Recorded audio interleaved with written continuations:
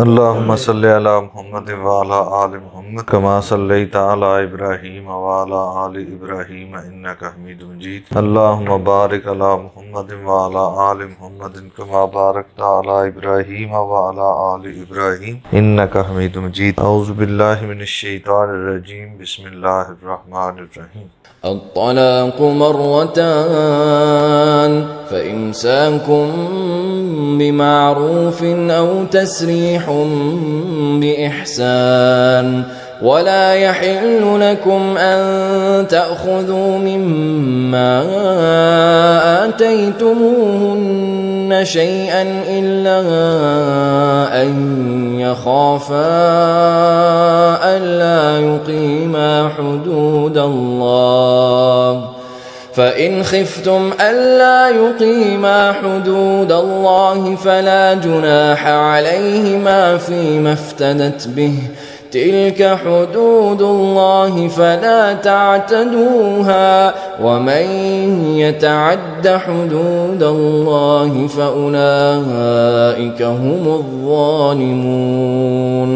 الطلاق رجعی طلاق. طلاق کا معنی طلاق. شروع میں جو الف لام ہے یہ خاص کرنے کے لیے، تو وہ جو خاص کرنے کا مفہوم ہے یہ اس میں کسی کا کوئی اختلاف نہیں ہے کہ اس سے مراد کون سی طلاق ہے؟ رجعی طلاق. رجعی طلاق مرتان کتنی بار ہے؟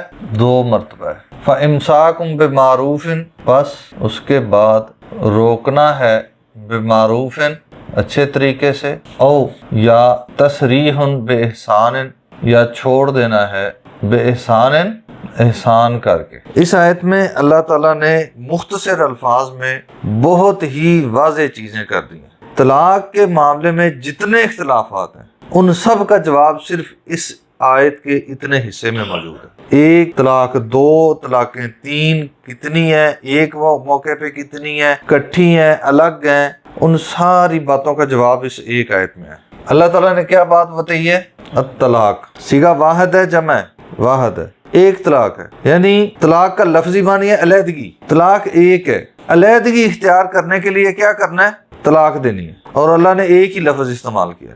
علیحدگی اختیار کرنے کے لیے ایک ہی طلاق ہے. ہمارے ہاں ہمارے معاشرے میں یہ تصور کیا جاتا ہے کہ جب تک 3 طلاقیں نہ ہوں طلاق مکمل نہیں ہوتی، طلاق ناقص ہے. یہ ایک بہت بڑی غلط فہمی ہے. طلاق ایک ہی ہے اور وہ مکمل ہے.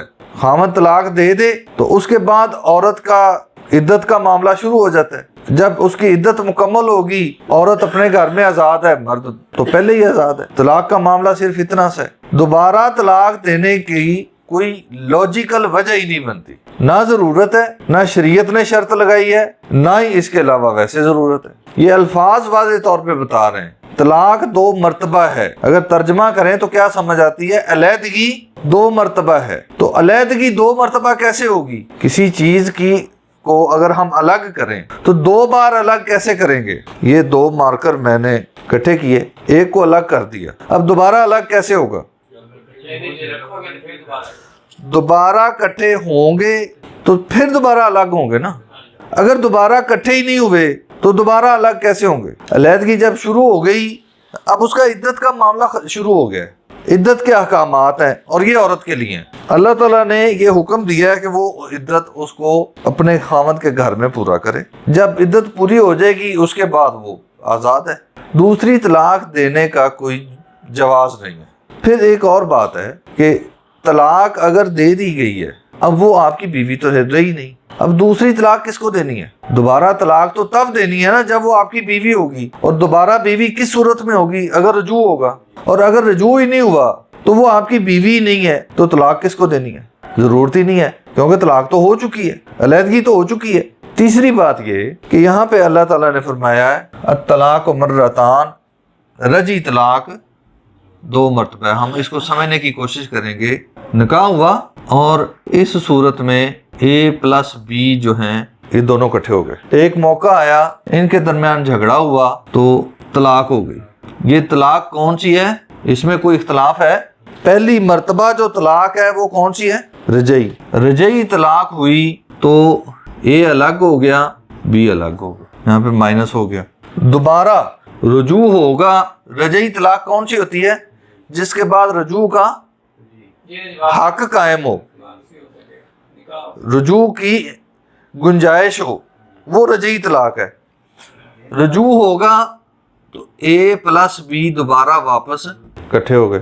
تو اگر یہ رجوع ہوا ہی نہیں تو 1 مہینے بعد پھر طلاق ہو گئی، اب اس طلاق کو رجعی کہیں گے؟ جس کے بعد رجوع ہوا نہیں وہ رجعی کیسے ہوگی؟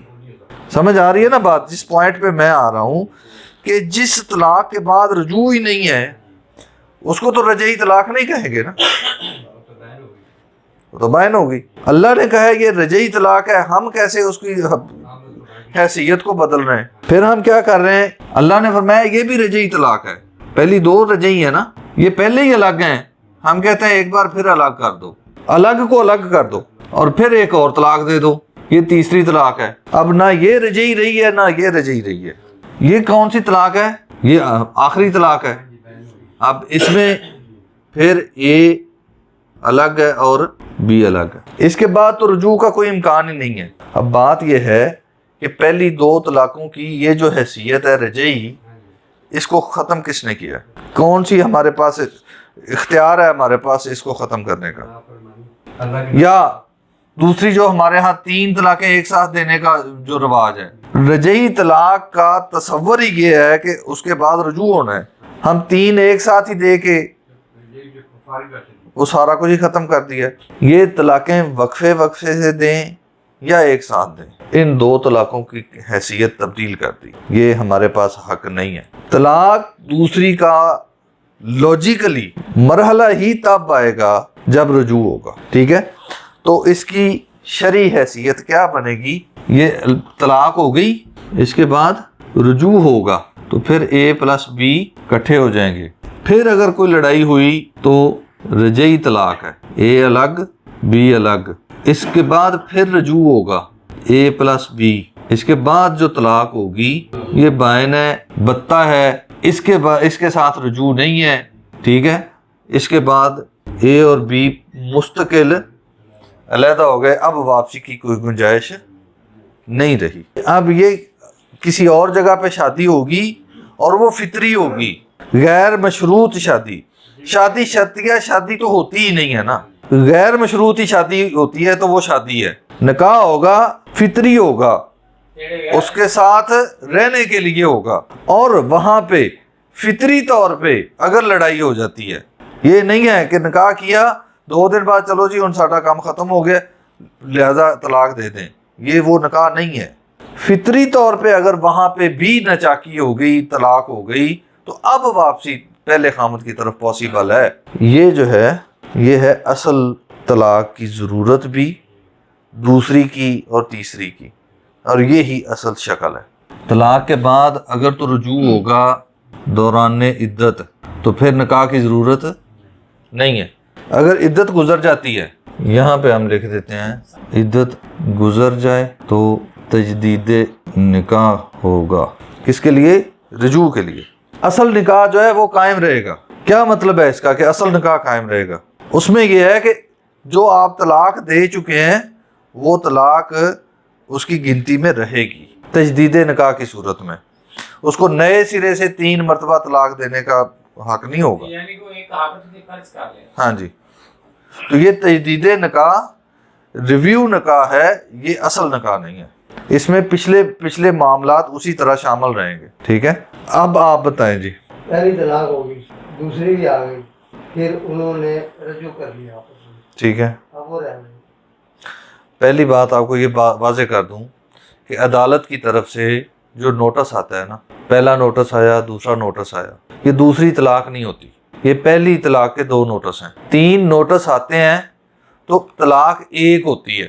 عدالت کے جو 3 نوٹس آتے ہیں یہ ایک طلاق ہوتی ہے۔ عدالت کا قانون بالکل شریعت کے اصولوں کے مطابق ہے۔ ایک طلاق کے بعد، یہ جو 3 نوٹس آنے کے بعد ایک طلاق مکمل ہوئی ہے نا، اس کے بعد رجوع کا حق موجود ہے، قانون میں لکھا ہوا ہے۔ وہ 2 نوٹس جو ہیں وہ ایک ہی طلاق ہے، نوٹس 1 آئے، 2 آئے یا 3 آئے، عدالتیں کوشش کرتی ہیں طلاق ایک ہی ہے۔ اب وہ اگر رجوع کر کے رہ رہے ہیں تو بالکل ٹھیک رہ رہے ہیں، اس میں کوئی مسئلہ نہیں ہے۔ 3 نوٹس آنے کے باوجود بھی اگر وہ رجوع کر لیں تو بھی ممکن ہے، کوئی مسئلہ نہیں ہے۔ ہمارے ہاں یہ بھی غلط فہمی ہے کہ عدالت کے جو 3 نوٹس آتے ہیں ہم سمجھتے ہیں یہ 3 طلاقیں ہو گئی ہیں۔ یہ 3 طلاقیں نہیں ہیں، قانون میں بڑا واضح طور پہ لکھا ہے کہ یہ 1 طلاق ہے اور اس کے بعد رجوع کا حق موجود ہے۔ دوسری طلاق تب ہوگی جب رجوع ہو جائے گا، تو اس کے بعد اگر دوبارہ لڑائی ہوتی ہے تو وہ دوسری طلاق ہے۔ یہ قانون میں لکھا ہوا ہے پاکستان کے فیملی لاز میں۔ یہ بڑی واضح بات ہے۔ ہمارے ہاں لوگوں کو یہ غلط فہمی ہے کہ 3 نوٹس آ گئے تو یہ 3 طلاقیں ہو گئی۔ ہمارے ہاں تصور ہی یہ ہے کہ 3 طلاقیں ہوں گی تو طلاق مکمل ہوگی، 3 طلاقیں نہ ہوں گی تو ہماری طلاق مکمل نہیں سمجھی جاتی۔ 1 طلاق ہی مکمل طلاق ہے، یہ ذہن میں رکھیں۔ اور عدالت کے 3 نوٹس 1 طلاق کے برابر ہیں، وہ 3 طلاقیں نہیں ہیں۔ 2 طلاقیں ہو جائیں اس کے بعد چاہے جتنا مرضی عرصہ گزر جائے رجوع ہو سکتا ہے۔ رجوع ہو سکتا ہے۔ 1 طلاق ہو جائے اس کے بعد جب تک وہ عورت کہیں نکاح نہیں کرتی تب تک رجوع کا حق قائم ہے۔ ہاں رجوع ہوگا دونوں کی رضامندی سے۔ عدت کے دوران رجوع کا حق مرد کے پاس ہے، اس میں عورت انکار بھی نہیں کر سکتی اور نکاح کی بھی ضرورت نہیں ہے، ٹھیک ہے۔ اس صورت میں جو رجوع ہوگا اس میں صرف یہ ضروری ہے کہ دونوں فیملیز کے لوگ موجود ہوں، تاکہ رجوع کا جو عمل ہے یہ اعلانیہ ہو، پتہ ہو کہ رجوع ہو گیا ہے۔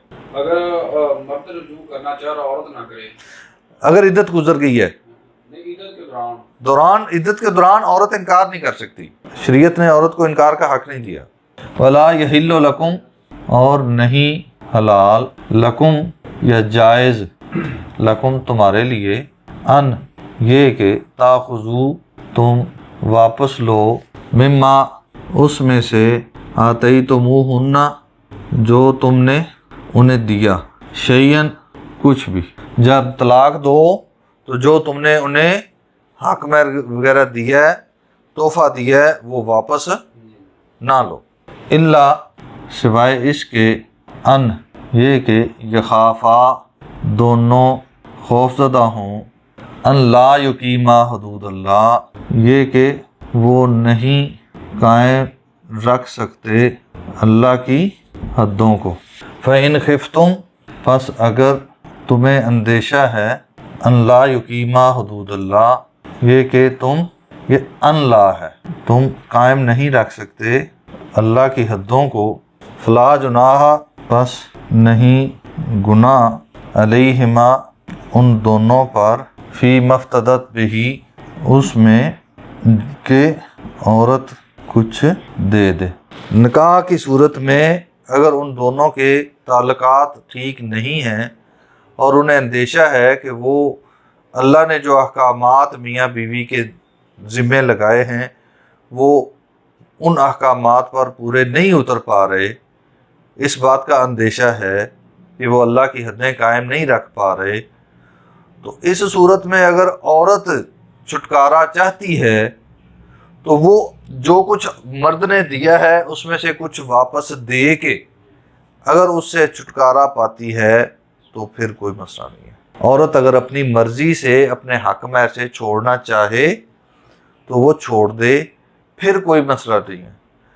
مرد اپنی مرضی سے اس سے واپس نہیں لے سکتا، یعنی اس میں خلا کا معاملہ ہے کہ اگر عورت چاہتی ہے کہ وہ علیحدگی اختیار کرنا چاہتی ہے تو وہ پھر کیا کرے گی، اپنا حق مہر چھوڑ دے گی، سارا چھوڑ دے یا کچھ چھوڑ دے، جس طرح سے بھی ان کی انڈرسٹینڈنگ ہو، وہ اپنے پاس سے کچھ دے کے تو اس سے چھٹکارا حاصل کر سکتی ہے۔ یہ کس صورت میں ہے؟ اگر ان کے تعلقات اتنے خراب ہیں کہ وہ اللہ کی حدوں کو قائم نہیں رکھ سکتے۔ یہ شوقیہ نہیں ہے۔ ہمارے ہاں جو سلسلہ ہے نا، اس میں جو دوسرا نکاح کیا جاتا ہے اسے طلاق کی صورت میں لی جاتی ہے، شوقیہ ہی ہے نا، کاروائی پوری کی اور طلاق لے کے پھر واپس ہو گئے، تو اس کی اجازت نہیں ہے۔ تلک حدود اللہ یہ اللہ کی حدیں ہیں، فلا تعتدوہا پس تم ان حدوں کو نہ پھلانگو، ان حدوں سے آگے نہ بڑھو۔ وَمَن يَتَعَدَّ حدود اللہ اور جس نے اللہ کی حدوں کو پھلانگا فاولئک هم الظالمون، بس یہی لوگ ظالم ہیں۔ اب اس آیت میں کون کون سی حدیں بیان ہوئی ہیں؟ میاں بیوی کے درمیان جو آپس کے تعلقات اور جو اللہ نے حکم دے رکھے ہیں کہ میاں بیوی نے کس طرح سے ایک دوسرے کے ساتھ مل جل کے رہنا ہے، وہ بھی اللہ کی حدیں ہیں۔ اور اسی طرح طلاق کے معاملات میں اللہ نے جو قوانین بنائے ہیں ان پر عمل درآمد کرنا بھی اللہ کی حدیں ہیں۔ اور یہ لین دین کے جو معاملات ہیں، حق مہر کے جو معاملات ہیں، یہ بھی اللہ کی حدیں ہیں۔ علیحدگی کرنی ہے تو اللہ نے کہا ہے کہ باعزت طریقے سے علیحدہ کر دیں، یہ بھی اللہ کی حدیں ہیں۔ اور لین دین کے معاملات میں کسی کو بلا وجہ ذلیل کرنا، اس کو لٹکائے رکھنا، یہ اللہ کی حدوں کے ساتھ ناانصافی ہے۔ اللہ تعالیٰ سمجھنے اور عمل کرنے کی توفیق عطا فرمائے۔